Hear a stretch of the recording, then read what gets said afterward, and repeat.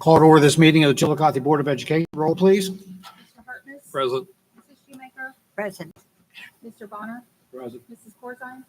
Mr. Mullins. President, tonight's meeting is being recorded by auto tape and broadcast for the Pledge of Allegiance. Mr. Ballantyne.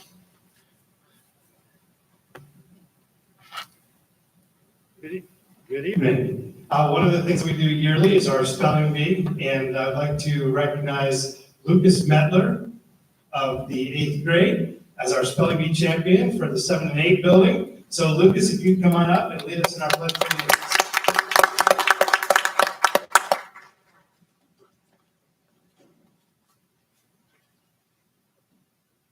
I pledge allegiance to the flag of the United States of America and to the republic for which it stands, one nation, under God, indivisible, with liberty and justice for all. Thank you, Lucas. We'll be honoring our spelling bee winners here in just a minute. So next time on the agenda is the adoption of the Board of Agenda. We have canceled the executive session that was scheduled at the end. So any questions on the agenda? If not, I entertain a motion to approve. So moved. Moved by Mr. Harkness, second by Mrs. Corzine. Roll. Mrs. Shoemaker. Yes. Mr. Bonner. Yes. Mrs. Corzine. Mr. Mullins. Yes. Mr. Hartness. Yes.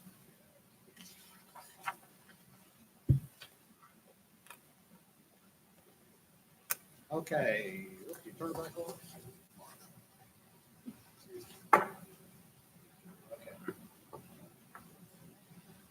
There we go. Okay, so right now we'd like to have some people who want to recognize some presentations to make. So first item is the Chillicothe Intermediate School Spelling Bee winners. Josh, is Josh here to do the introduction? Katrina's here. Could you come up and do the introduction, please?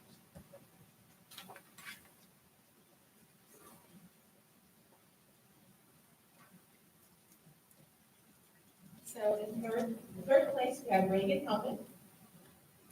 And in second place, Adriana Lampaine. And our first place winner at CIS was Jeremy.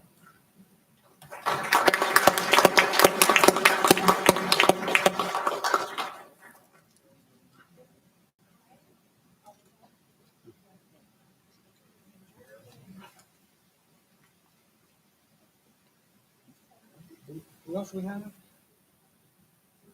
Adriana Lynn? Yep.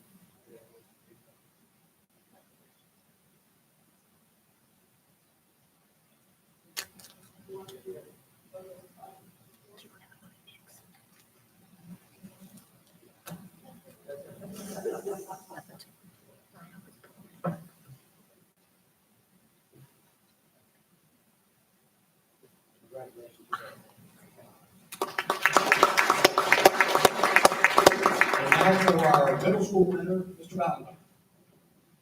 All right, so our runner-up at Chillicothe Middle School was Anastasia Severina. So she'll come on up, and then already introduced, needs no further introduction, Lucas Bentler.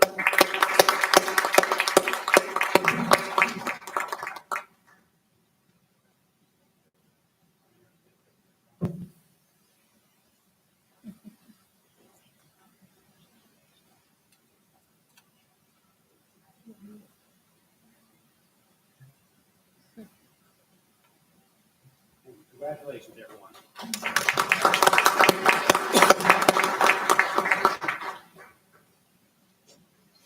Okay. Okay, so next thing we want to do is recognition for our student liaison. Sophie, are you here? Sophie. Verified that she was coming. Okay, so we Maybe want she'll to, come later. okay, so if she comes later, we'll bring her back up there. We want to recognize Sophie Fulkerson. She's been our student liaison for the past year and a half. She did an incredible job, and it's a really neat thing that we do by having a student representative on the board. Is that the board, we get a little tired of hearing from the administrators once in a while. We like hearing from the students. So it gives us a new perspective on what's going on in the schools, and we really appreciate Sophie with all the hard work she did for us, and we're looking forward to the first report from us.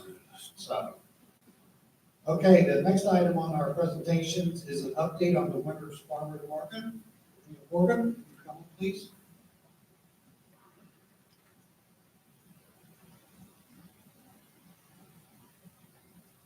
Last year, it's held along with the Ohio State Learning Network, presented a challenge to like kids across Ohio to work as a team to imagine, design, and prototype a solution that includes food insecurity in your community and in your world.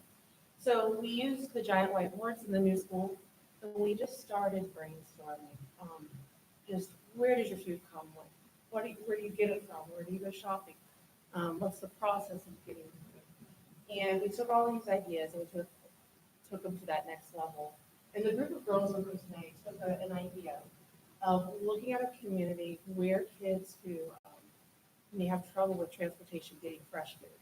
Because yes, we can go down to the dollar store and get something to eat, but it isn't fresh. It's good for us. It's not processed. So they started looking at our farmers market. They can talk about farmers market a lot. They like it, especially with bread. So they're like, how can we get that in a different part of town? And they started comparing, income values, home property values of where the farmers market was and where they wanted to put it. And they started looking at areas where they could place that market. Then they started working with the board members at the farmers market. And through all of this, they made some great connections. And on November 2nd, they started a winter farmers market at Mount Logan. And it's taken off, and it's so neat. Last week, we went to the farmers market, and we set up some stuff. We talked to the people there. Just over and over, people kept coming up to these girls and thanking them. And what hit me is our intentional, our purpose for this was to provide the people in the community access to fresh foods, fresh vegetables. But then I sat back and looked, and I was like, wow, we just made an opportunity for community members to take their passion projects and turn them into small businesses all year long. So it's kind of neat to see like just this little idea grow. So with that, I would like to bring some future STEM leaders of the world. Our first one, Parallel.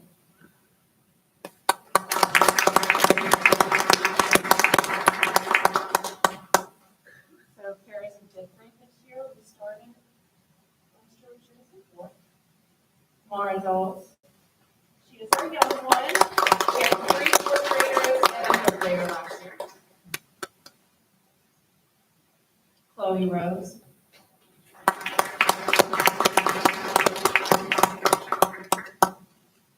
And 22.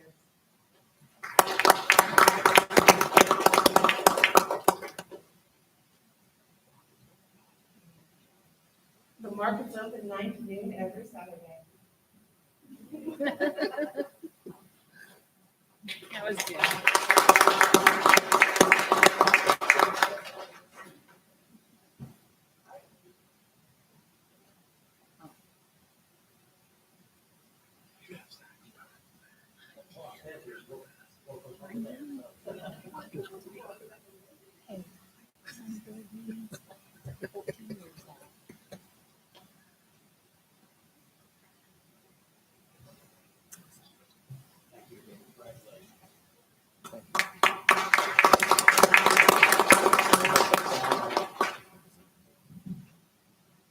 Let's give these ladies one more round of applause. It's really impressive. If you haven't been down to the Winter Farmers Market at the Mount Logan Community Center, please go this Saturday. It has been very successful. Aaron, all the feedback we've gotten is all the vendors are very pleased with the amount of traffic that's going through there, and hopefully we're going to keep leveraging that market in through the next few months, and especially starting up again next winter. So it's really been a blessing for Chillicothe. Okay, next I would like to introduce the manager of the Cavalier Athletic Center, who is going to be giving a little bit of an update about where we stand on some of our projects and some of our plans for the future. Mr. Zach Brett. Zach?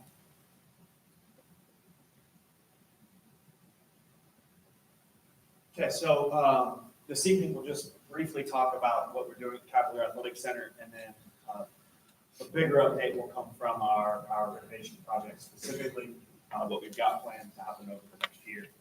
So operationally, right off the bat, we remained open to previous Chillicothe Fitness and Racket Club members, and we have expanded into adding programming for our students and staff. So our students and staff are utilizing the facility, but we have maintained kind of community membership with the previous members. So operationally, that really hasn't changed a whole lot, with the exception of our students and staff using the facility. In addition to that, our spring sports are probably the first group that are consistently and taking full advantage of the facility. So through the winter, our track teams, baseball teams, softball teams, and now lacrosse have gotten an opportunity to participate inside compared to their spring seasons when the weather's not favorable. Going forward, it's very important that we look at the athletic center to continue to increase opportunities, but also we have some building some general updates and maintenance. So over the first 6 months, we really looked at those areas. I've met with different groups from coaches to athletes, community members, board members, teachers. So we've really covered across the board kind of the opinions, and I had conversations. If the facility was yours, what would you do to each of our coaches and to a lot of our athletes? So what came from that is this PowerPoint that we shared with a number of different architects and construction companies on the direction that we're going to take things. So we'll briefly go through kind of each of those 5 projects that we shared with the architects.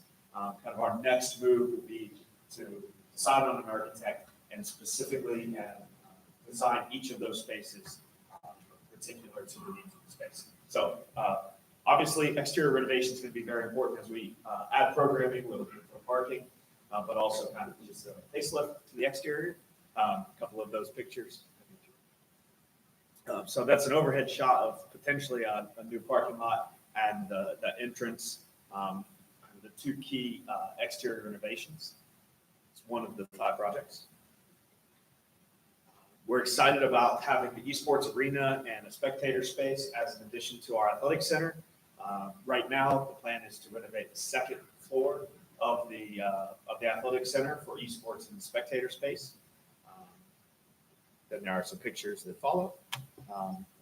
If you're familiar with the upstairs space, this is kind of a layout. After that, yeah. Go back. So what was the yoga room to become the esports arena. And then for those of you who are unfamiliar with what an esports arena, next slide will show you that. So that's the lounge, and one more. This is the yoga studio that will become the esports arena, and then examples of an esports arena here. Last one. And so kind of we posed this challenge to our 3D modeling class, which we have here at the high school. We showed them that section of the PowerPoint. We said the challenge to you is to turn that space digitally into an esports arena. So we're working with the students on designing the layout for that space. So it's one of that's 2 of the 5 projects. The racquetball room. There are 5 racquetball rooms at the athletic center that we want to convert into kind of a performance zone and hitting space. So it's a matter of taking down walls and putting in new opportunities there. Examples follow. That is that space now. 5 racquetball rooms, one of them already converted to basketball. And then going forward, taking out the walls between the racquetball courts, turfing the inside of it, and we'd end up with something that looks something like that. So could be used for obviously softball, baseball, but also golf, kind of a performance zone for other sports. The cages would come out and all of our athletes would benefit from that space. So that's 3 of the 5. Lobby and restrooms. Clearly, currently we have a women's restroom upstairs, women's restroom, a men's restroom downstairs. We want to convert that and have the opportunity to have a restroom on the first floor for both men's and women, and a facelift to that space. That's the current outlook, and then in addition to that, ADA compliant lift. So that's project 4. And then project 5, the gymnasium, as I refer to it, but it's really the tennis court space as it is now, and converting it into a space that we can use for all of our athletics. That's what it looks like now, and in the future, we'll look something like that. That's all I have. Any questions for Zach while we have him? Looks like they've been very busy there. Very busy. Yes, yes, they're very busy. It's going to be there. Probably the biggest, the biggest thing that you're going to notice is when we redo the tennis court area with new insulation, new lighting, et cetera. And we don't need architectural plans for that. That's putting in a new surface. That's just redoing that area in there. Everything else, we need to get the architectural plans finished on. Put that out for bid. And I know we were talking when we were showing another prospective donor a week and a half, 2 weeks ago.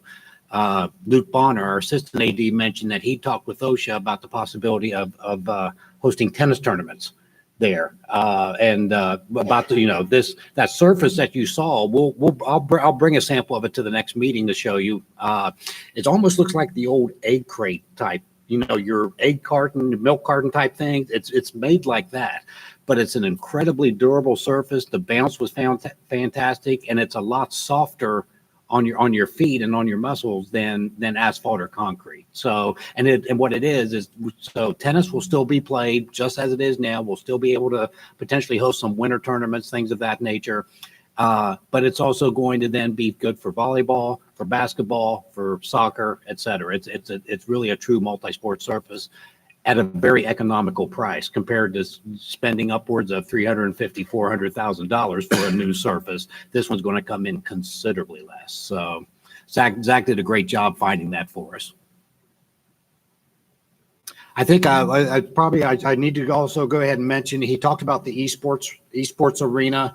We're really excited about. We reached out to former Chillicothe graduate Matthew Benson, who's affiliated with eFuse, which is a gaming company organization that is really growing and really getting big into these products. And they got us hooked in with some potential sponsors. And so I'm really pleased to announce that the esports arena, we received a donation of $50,000 from American Electric Power to renovate and build the esports arena. They were fantastic. We had initially asked for 35, and basically they said that's not enough. You need 50.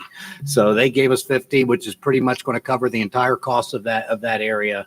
So we need to know I don't know if we're going to name it the eFuse Arena powered by AEP or what, but we really want to thank AEP for that donation, and we'll try to make sure we get someone from AEP here at the next meeting, Debbie, to honor them. So we really want to thank them. I want to add something here. Mm-hmm. Talk about naming things.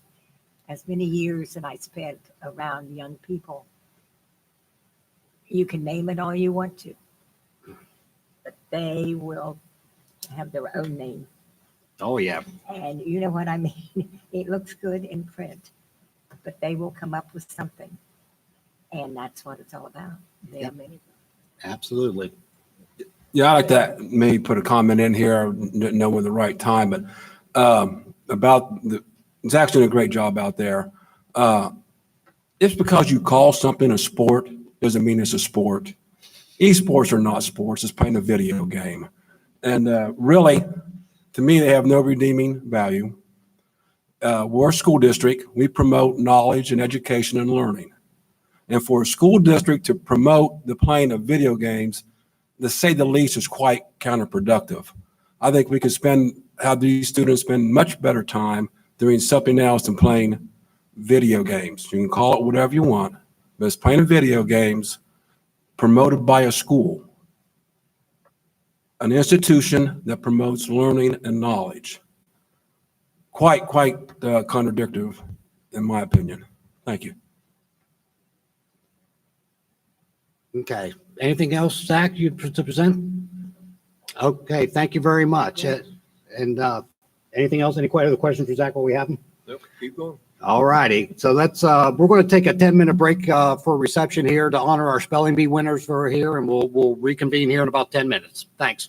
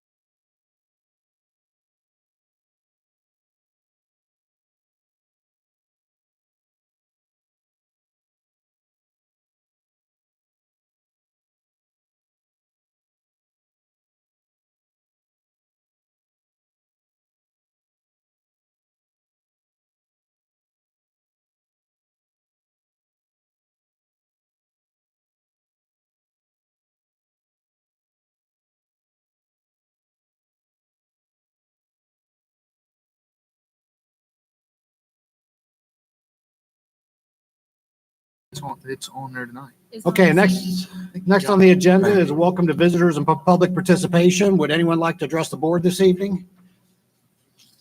Seeing no one, we'll move on to our first student liaison report from Oscar Mikas. How are you, Oscar? Welcome.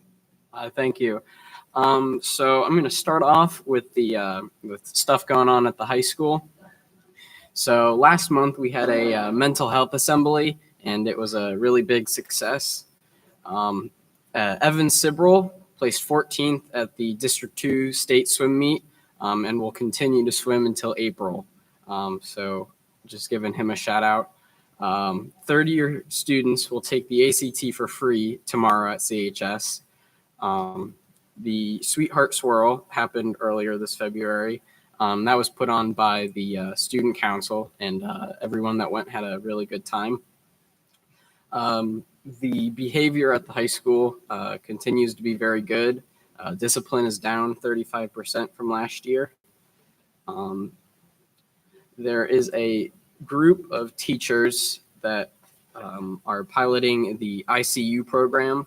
The ICU program stands for Intensive Care Unit, exactly like it is in the medical field. This program is targeting freshmen who are maybe falling behind in their grades and missing assignments. So these teachers will contact the students and the parents if need be, and to make sure that students graduate with 6 credits at the end of the year. So that's going on. There's another group of teachers called the Curriculum Dreamers, and they are working to modifying their teaching and assessment schedule. They're working to do more project-based learning and not have a rigid assessment every week. The Multicultural Scholarship Club is putting on the annual Black History Month Assembly on Wednesday, February 26th. Activities will include musical performances, student speeches, and a keynote speaker. It's the culmination of our month-long celebration of Black History Month. So now on to the preschool.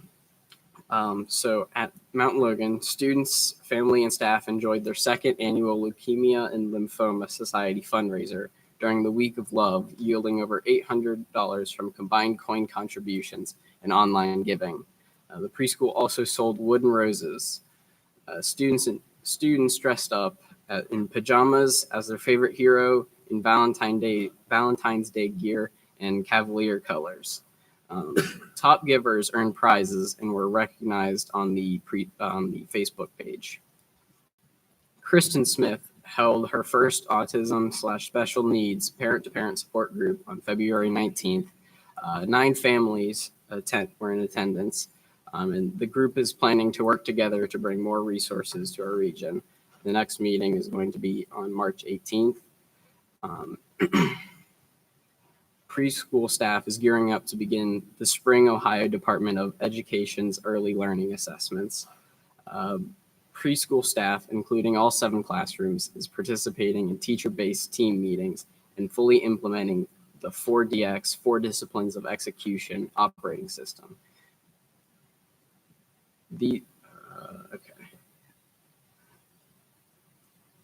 All CCSD preschool teachers, intervention specialists, and director and speech and language pathologists are preparing for their final session of emergent literacy professional development. Kiana, the therapy dog, has visited all 7 classrooms and helped the students learn some new self-regulation techniques. The upcoming events at Mount Logan include unique learning opportunity program titled Realize that teams optometrists with schools to offer eye health instruction. The preschoolers will soon enjoy a field trip to the Mighty Kids Museum.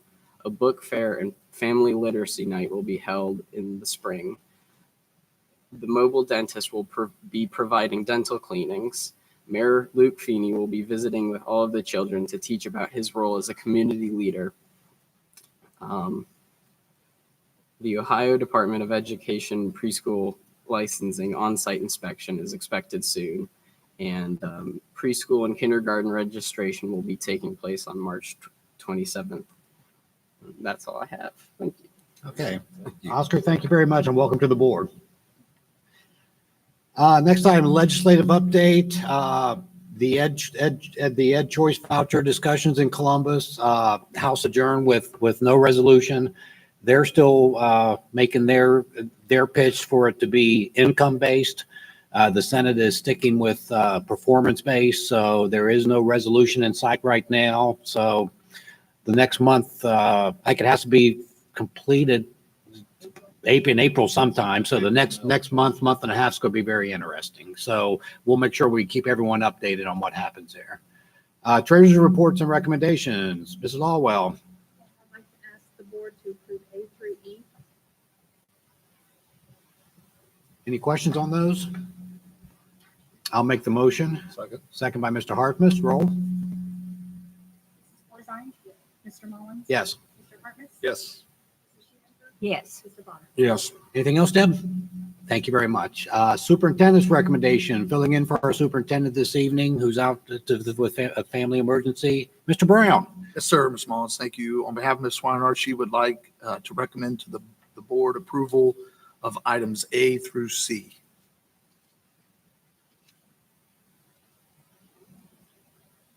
Yeah, he'll do the others later. So. I entertain a motion to approve those. I'd second. Moved by Ms. Corzine, second by Mrs. Shoemaker. Roll. Mr. Hartness? Yes. Mrs. Shoemaker? Yes. Mr. Bonner? Yes. Mrs. Corzine? Yes. Mr. Mullins? Yes. Mr. Mullins, within that on item C, I don't believe they're here this evening, but we do have two teachers that are retiring. Ms. Kathy Murray, who is a teacher at the intermediate building. Ms. Murray has served the Chillicothe City School District for 19 years. And Mrs. Cindy Horniak, also at the intermediate school, served the district for 14 years, have been with us. So we certainly will miss those. So we need to, you said A through C and they were under D. So I have them on C for some reason. So on my the, apologies. They're on D. they're on D, right? That's Yeah. what on the, you don't have the addendum item. Okay, I apologize. So I'll make a motion to approve item D. Can we, under the sub bus aid, my daughter is listed, can we pull her out and do her separately? Okay, let's pull out, I'll make a motion to approve D minus Shannon Williams. Okay. Do I have a second? Second. Second by Mr. Hartmus. Roll. Mr.